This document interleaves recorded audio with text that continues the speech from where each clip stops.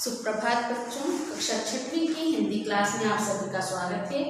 कल हमने पाठ 3 चीनी भाई पढ़ना शुरू करा था, वो हमारा भी आधा ही हुआ था। आज आधा पाठ हम फिर से पढ़ेंगे। चीनी भाई, जिसमें आपने देखा कि एक ऐसे लड़के की कहानी है जिसके माता पिता इस दुनिया में अब नहीं हैं और वो मात्र 5 साल का था जब उसके पिता उसे छोड़कर चले गए थे। उसके बाद से अपनी सौतेली माँ के साथ उसने कई वर्ष तक कष्टों भरा जीवन जिया। उसके बाद की कहानी हम अब पढ़ेंगे। अब अबोध बालकों के समान उसने सहज ही अपनी परिस्थितियों से समझौता कर लिया, पर बहन और माता के किसी प्रस्ताव को लेकर जो वैमनस्य बढ़ रहा था, वह इस समझौते को उत्तरोत्तर विषाक्त बनाने लगा। किशोरी बालिका की अवज्ञा का बदला उसको नहीं बल्कि उस अबोध भाई को कष्ट देकर भी चुकाया जाता था। जो उसकी सौतेली माँ थी, माता मतलब सौतेली माँ जो थी, वो उस ना समझ 5 साल के जो बच्चा था उसके साथ और उसकी जो बहन थी उनके प्रति उसका व्यवहार अच्छा नहीं था। और अगर बहन से कोई गलती भी होती थी तो उस चीनी भाई को परेशान कर उसकी माता वो उसका बदला लेती थी। तो ये सब चीज़ें उसके साथ बहुत कम उम्र में हो रही थी और वो बहुत कुंठित होता जा रहा था अंदर से। उसकी बहन का दुख भी उससे देखा नहीं जाता था। किशोरी बालिका की अवज्ञा का बदला उसको नहीं बल्कि उसके अबोध भाई को कष्ट देकर भी चुकाया जाता था। अनेक बार उसने ठिठुरती हुई बहन की कंपित उंगलियों में अपना हाथ रख उसके मलिन वस्त्रों में अपने आंसुओं को धुला मुख किया और उसी की छोटी सी गोद में सिमटकर भूख भुलाई थी। कितनी ही बार सवेरे आंख मूंदकर बंद द्वार के बाहर दीवार से टिकी हुई बहन को ओस के गीले बालों में अपनी ठिठुरती हुई उंगलियों को गर्म करने का व्यर्थ प्रयास करते हुए उसने पिता के पास जाने का रास्ता पूछा। उत्तर में बहन के फीके गाल पर चुपचाप ढुलक आने वाले आंसू की बड़ी बूंद देखकर वह घबराकर बोल उठा, मुझे कहवा नहीं चाहिए, मैं तो पिता को देखना भर चाहता हूँ। जब बहन जो उससे थोड़ी बड़ी थी, पर जब विमाता के द्वारा उसे कष्ट दिया जाता था तो दोनों भाई बहन सिर्फ आंखों ही आंखों में अपने दुख का एक दूसरे के को बता देते थे। वो धीरे धीरे रोककर एक दूसरे के दुख को दूर करने की कोशिश करते थे, एक दूसरे को आंसू पोछा करते थे। कई बार पड़ोसियों के यहाँ रकाबियाँ होकर और काम के बदले भात मांगकर बहन ने भाई को खिलाया था। व्यथा की कौन सी अंतिम यात्रा ने बहन के नन्हे हृदय को बांध तोड़ डाला, इसे अबोध बालक क्या जाने।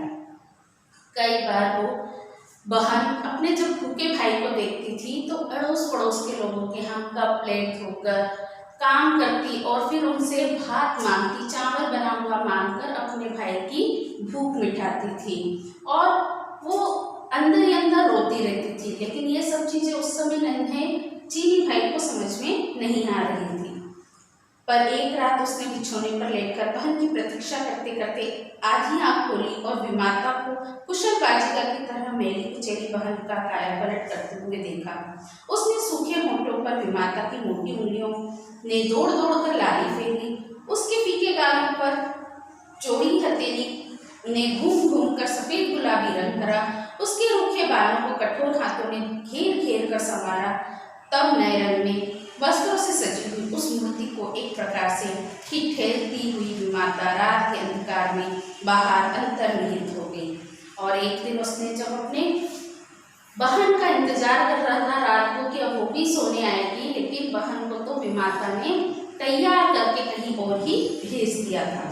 बालक का विस्मय भय में बदल गया और भय में रोने की शरण पाई। कब रोते रोते सो गया इसका पता ही नहीं चला, पर जब वो किसी के स्पर्श से जागा तो बहन उसे गठरी बने हुए भाई को मस्तक पर मुंह रखकर सिसकियां रोक रही थी।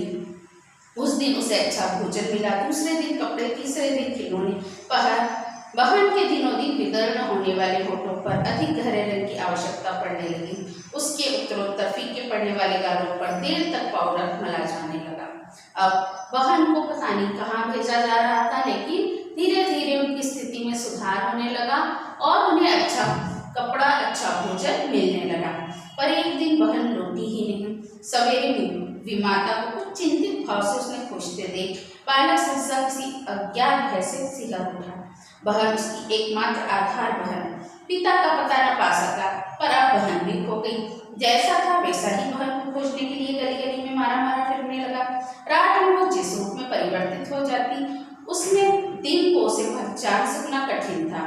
इससे वह जिसे अच्छे कपड़े पहने हुए जाती देखता, उसके पास पहुंचने के लिए सड़क के और दूसरी ओर दौड़ पड़ता। कभी किसी से टकराकर गिरते गिरते बचता, कभी किसी की गाली खाता, कभी कोई दया से प्रश्न कर बैठता, क्या इतना जरा सा लड़का भी पागल हो गया है। अब एक दिन जब रात को उसकी बहन रात को जाने के बाद सुबह सवेरे वापस नहीं लौटी, तो उसने अपनी सौतेली माँ को भी चिंतित देखा और उसे ढूंढते हुए देखा। उस भय को देखकर उसने भी अपनी बहन को ढूंढना शुरू करा। वो पागलों की तरह अपनी बहन को ढूंढ रहा था, किसी से उसका पता पूछता, सब जगह जा जाकर ढूंढा, पर उसकी बहन कहीं नहीं मिली। इसी प्रकार भटकता हुआ वे गिरहट कटों के गिरोह में के हाथ लगा, और जब वो अपनी बहन को ढूंढ रहा था, तब वो गिरह कटों मतलब कि जेब कतरों के हाथ लग गया। जेब कतरों ने उसे पकड़ लिया। तब उसकी शिक्षा आरंभ हुई, और अब जेब कतरे उसे अपने साथ लेकर उसे प्रताड़ित करके उसे जेब काटना सिखाने लगे, चोरी करना सिखाने लगे। जैसे लोग कुत्ते को दो पैरों पर बैठाना, गर्दन ऊंची कर खड़ा होना, मुंह पर पंजे रखकर सलाम करना आदि कर्तव्य सिखाते हैं, उसी तरह वे सब उसे तंबाकू के धुएं और दुर्गंध मांस से भरे और फटे चीथड़े, टूटे बर्तन और मेरे शरीर में बसे हुए कमरे में बंद कर कुछ विशेष संकेतों और हंसने रोने के अभिनय में पारंगत बनाने लगे। यदि दीक्षांत संस्कार के उपरांत विद्या के उपयोग का श्री गणेश होते ही उसकी भेंट पिता के परिचित एक चीनी व्यापारी से नहीं होती, तो इस साधना से प्राप्त विद्वत्ता का अंत क्या होता है बताना कठिन है। अब उसे जेब कतरे अपने ही समान बनाने के लिए उसे प्रशिक्षित करने लगे। उसे अलग अलग तरह के संकेत सिखाना, उसे रोना, हंसना, अजीब तरह से आवाजें निकालना सिखाने लगे। और उसे फिर जब उसकी शिक्षा पूरी हो गई, तो उसे जेब काटने के लिए जगह जगह भेजा जाने लगा। और उसी समय उसके परिचय अपने एक पिता के मित्र से हुआ, और वो एक व्यापारी थे, और वो उसे अपने साथ लेकर चले गए। पर संयोग से उसके जीवन की दिशा इस प्रकार बदल गई कि वो कपड़े की दुकान पर व्यापारी विद्या सीखने लगा।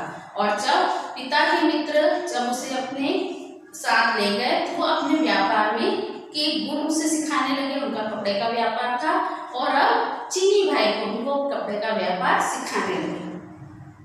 कुछ अधिक समझदार होने पर उसने अपनी अभागी बहन को ढूंढने का बहुत प्रयत्न किया, पर उसका पता न पा सका। ऐसी बालिकाओं का जीवन खतरे से खाली नहीं रहता। कभी भी मूल्य देकर खरीदी जाती हैं, और कभी बिना मूल्य के गायब कर दी जाती हैं। कभी भी निराश होकर आत्महत्या कर लेती है, और कभी शराबी के नशे में उन्हें जीवन से मुक्त कर देती हैं। उस रहस्य की सूत्रधारणी विमाता भी संभवतः पुनर्विवाह कर किसी और को सुखी बनाने के लिए कहीं दूर चली गई थी। इस प्रकार उस दिशा में खोज का मार्ग बंद हो गया। अब थोड़ा सा उसके जीवन में जब सुधार होने लगा, जब वो व्यापारी के यहाँ पर काम करने लगा और सुधार हुआ, तो उसने अपनी बहन को फिर से एक बार ढूंढना शुरू करा। बहुत ढूंढने के बाद भी जब वो नहीं मिली, और देखा कि उसकी जो सौतेली माता है उन्होंने भी वापस से पुनर्विवाह कर लिया और कहीं और चली गई, तो फिर उसने उन लोगों से दूर हो जाना ही सही समझा और अपनी बहन को ढूंढना भी बंद कर दिया। इसी बीच में मालिक के काम से चीनी रंगून आया। तो चीनी भाई अब कहाँ आ गया था? रंगून। 2 वर्ष कोलकाता में रहा और अन्य साथियों के साथ उसे इस ओर आने का आदेश मिला। यहाँ शहर में एक चीनी जूते वाले के घर ठहरता था और सवेरे 8 से 12 और 2 से 6 बजे तक फेरी लगाकर कपड़े बेचता रहता था। वो यहाँ पर जब आया और तो 2-2 घंटे 3-3 घंटे के लिए फेरी लगा कर कपड़े बेचने का काम करने लग गया। चीनी की 2 इच्छाएं थी, ईमानदार बनने की और बहन को ढूंढ लेने की, जिसमें से एक की पूर्ति तो स्वयं उसी के हाथ में थी और दूसरी के लिए प्रतिदिन भगवान बुद्ध से प्रार्थना करता रहता था। उसका जो चीनी भाई था उसकी दो ही इच्छाएं थी कि उसकी बहन कहीं से भी मिल जाए और वो एक ईमानदार व्यक्ति बने। तो ईमानदार बनना तो उसी के हाथ में था, क्योंकि उसने जेब कतरों के साथ रहा और वहां पर देखा कि लोगों को कितनी परेशानियों से जो पैसा कमा रहे हैं और फिर वो छुड़ा लेते हैं, तो उसे लगा कि नहीं, ईमानदारी से जीवन जीना ही उचित होता है। तो वो ईमानदार भी बनना चाहता था और अपनी बहन से मिलना चाहता था, और इसके लिए वो भगवान बुद्ध से हमेशा प्रार्थना करता रहता था। बीच बीच में वह महीनों के लिए बाहर चला जाता था, पर लौटते ही सिस्टर के वास्ते ई लाता है कहता हुआ कुछ लेकर उपस्थित हो जाता है। इस प्रकार देखते देखते मैं इतनी अभ्यस्त हो चुकी थी कि जब एक दिन वह सिस्टर के वास्ते कहकर और शब्दों की खोज करने लगा, तब मैं उसकी कठिनाई न समझकर हंस पड़ी। धीरे धीरे पता चला बुलावा आया है, वह लड़ने के लिए चीन जाएगा। इतनी जल्दी कपड़े कहाँ बेचे और कहाँ, और न बेचने पर मालिक को हानि पहुंचाकर बेईमान कैसे बने। यदि मैं उसे आवश्यक रुपया देकर सब कपड़े ले लूं तो वह मालिक का हिसाब चुकाकर तुरंत देश की ओर चल दे। अब लेखिका के पास चीनी भाई हमेशा कपड़े बेचने के लिए आता था और कहता था सिस्टर के वास्ते ये लाया है, सिस्टर के वास्ते ये लाया है, कहकर उसे कुछ ना कुछ सौंप देता था, कुछ ना कुछ अपना सामान बेचकर लेखिका के पास जाता था। पर एक दिन जब वो आया तो कुछ बोल ना पाया और उसने बताया कि अब आदेश आया है कि लड़ना है चीन के लिए। वो लड़ने के लिए जाना चाहता था। चीन की लड़ाई किसी अन्य देश के साथ थी, तो वो वहां पर जाना चाहता था और इतनी जल्दी सारे कपड़े नहीं बिक पा रहे हैं, तो वो बहुत मायूस था कि उसके सारे कपड़े बिक जाए तो वो अपने मालिक को पैसे देकर चला जाए, और बेईमानी करके वो जाना भी नहीं चाहता था। इसलिए वो चाहता था कि लेखिका उसके सारे कपड़े खरीद ले और आवश्यक रुपये उसे दे दे। किसी दिन पिता का पता पूछे जाने पर वह हकलाया था, आज भी संकोच से हकला रहा था। मैंने सोचने की अवकाश पाने के लिए प्रश्न किया, तुम्हारे तो कोई है ही नहीं, फिर बुलावा किसने भेजा है? चीनी की आंखें विस्मय से भरकर पूरी खुल गई। हम कब बोला हमारा चाइना नहीं है? हम कब बोला सिस्टर? मुझे स्वयं अपने प्रश्न पर लग जाए। उसका इतना बड़ा चीन रहते हुए अकेला कैसे होगा? जब एक दिन लेखिका ने उससे प्रश्न करा कि तुम्हारा तो कोई नहीं है, फिर किसने बुलाया है? तो उसने कहा कि हमने कब कहा कि हम अकेले हैं, हमारा इतना बड़ा चाइना है और वहाँ ही से बुलावा आया है। मेरे पास रुपया रहना ही कठिन था, अधिक रुपयों की तो चर्चा ही क्या। पर कुछ अपने पास खोज ढूंढकर और कुछ दूसरों से उधार लेकर मैंने चीनी के जाने का प्रबंध किया।